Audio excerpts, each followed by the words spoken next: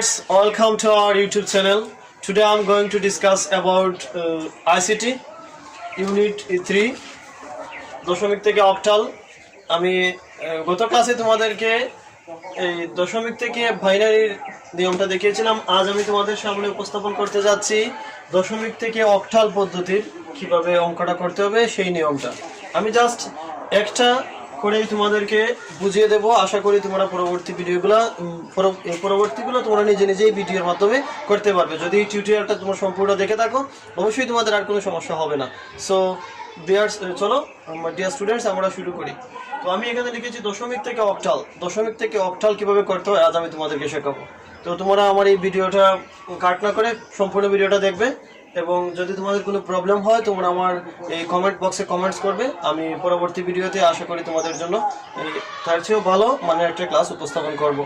So এখনও তোমরা যারা আমার এই চ্যানেলটি সাবস্ক্রাইব করোনি অবশ্যই চ্যানেলটি সাবস্ক্রাইব করবে এবং পাশে থাকা বেল আইকনটি প্রেস করতে ভুলবে না, যাতে আমার পরবর্তী ভিডিওটা তোমরা পেতে পারো। আজ আমি তোমাদের এখানে একটা অঙ্ক দিয়ে বুঝিয়ে দেবো।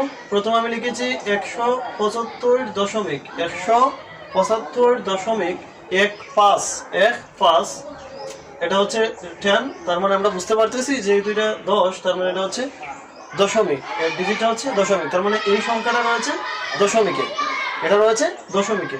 সংখ্যাটিকে অক্টালে রূপান্তর করতে বলেছে। তারা বলেছে যে সংখ্যাটাকে অক্টালে রূপান্তর করো, সংখ্যাটাকে অক্টালে রূপান্তর করো।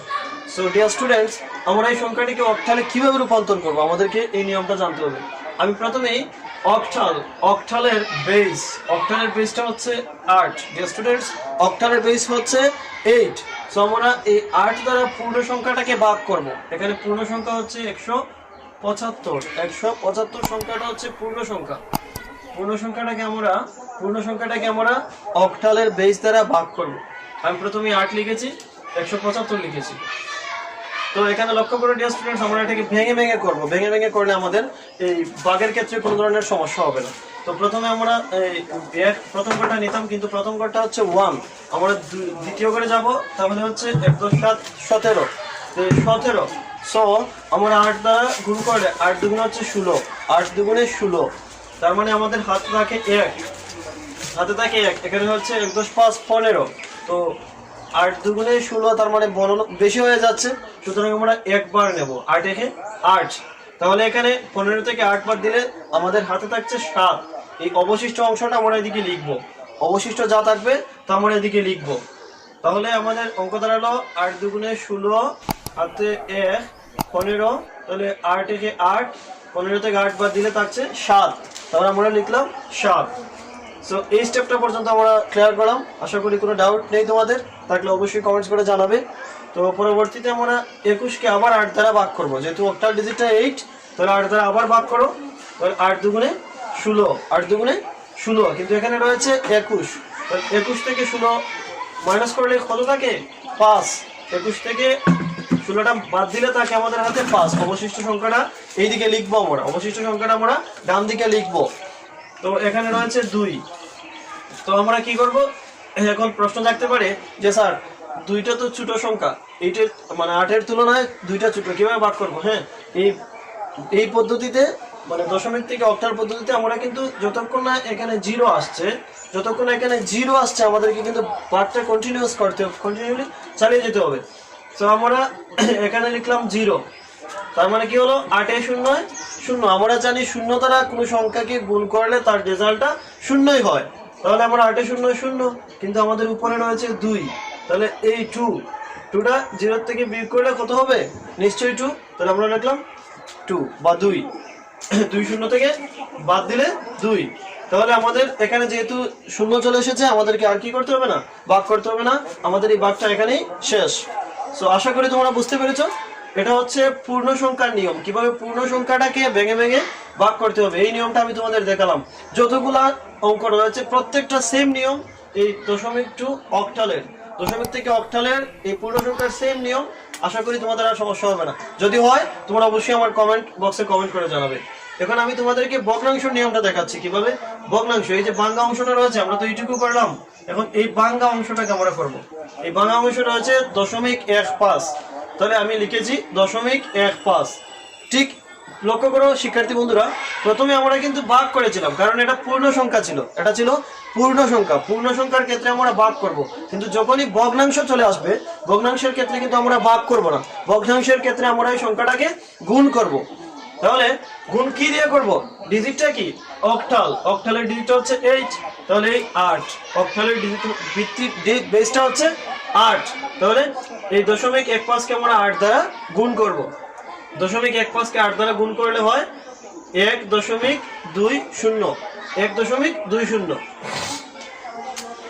শিক্ষার্থী বন্ধুরা, তো আমরা দশমিকের পরে যেহেতু আমরা ভগ্নাংশ নিয়ে করছি, যেহেতু আমরা ভগ্নাংশ মানে ভাঙ্গা অংশটাকে করছি, তাহলে পূর্ণ সংখ্যাটা আমরা নেব না, আমরা শুধু দশমিকের ডানের 2 গুণ নেব। দশমিকের ডানে যে 2 গুণ আছে সেই 2 গুণ নেব। তাহলে 0.20, এই লক্ষ্য করে আমি কিন্তু লিখেছি এখানে 0.20। তাহলে 0.20 কে আবার আমি 8 দ্বারা গুণ করব।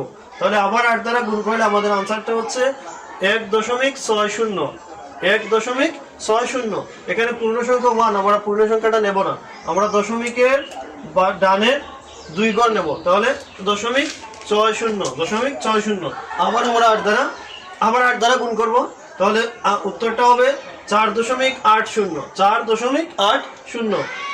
ঠিক একইভাবে আমরা দশমিকের ডানের 2 গুণ নেব। দশমিকের ডানের 2 গুণ হচ্ছে 0.80, আবার 8 দ্বারা গুণ করব, আবার 8 দ্বারা গুণ করব। তাহলে উত্তরটা হচ্ছে 6.40। ঠিক একইভাবে আমরা দশমিকের আগেও বলেছি দশমিকের ডানের 2 গুণ নেবে, তাহলে আমরা লিখব 0.40, আবার গুণ করব 8 দ্বারা, তাহলে উত্তরটা দাঁড়াচ্ছে 3.20।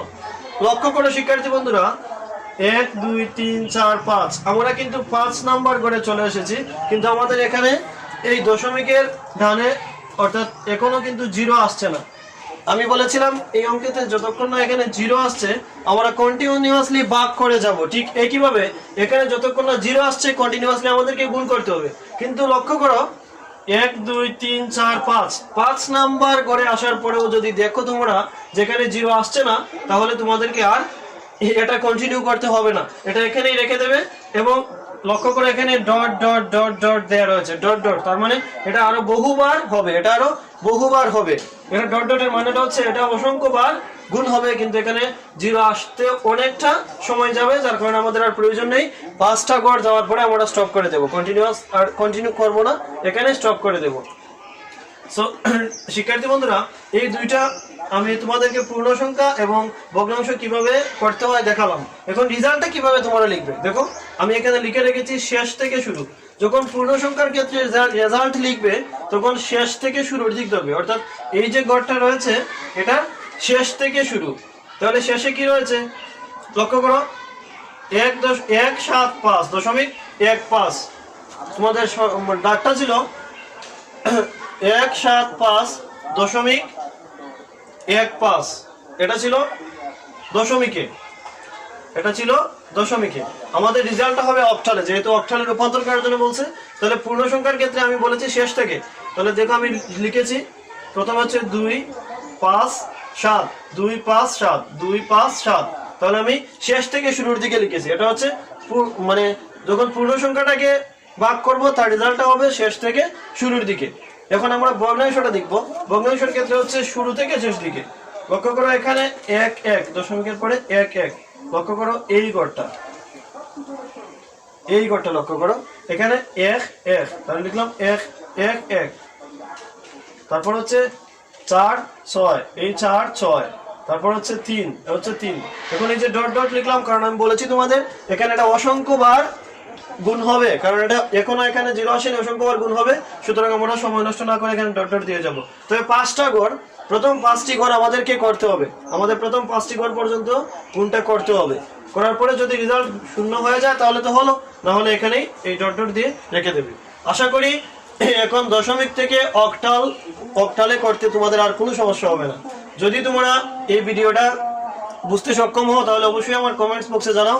আর যদি তোমাদের এই সংখ্যা পদ্ধতিতে দশমিক সংখ্যা থেকে অক্টাল সংখ্যায় রূপান্তর করতে কোনো প্রবলেম হয় তোমরা অবশ্যই কমেন্ট বক্সে জানাও। আমি তোমাদের আগামী ক্লাসে আরো ভালো একটা এইটার উপরে আরো একটা ভালো ক্লাস দেওয়ার চেষ্টা করব। এবং এখন পর্যন্ত তোমরা যারা আমার চ্যানেলটি সাবস্ক্রাইব করোনি অবশ্যই আমার চ্যানেলটি সাবস্ক্রাইব করো এবং পাশে থাকা বেল আইকনটি প্রেস করো আমার আরো ক্লাসগুলো পেতে। ধন্যবাদ সবাইকে এবং আমার চ্যানেলটি সাথে থাকো। ধন্যবাদ।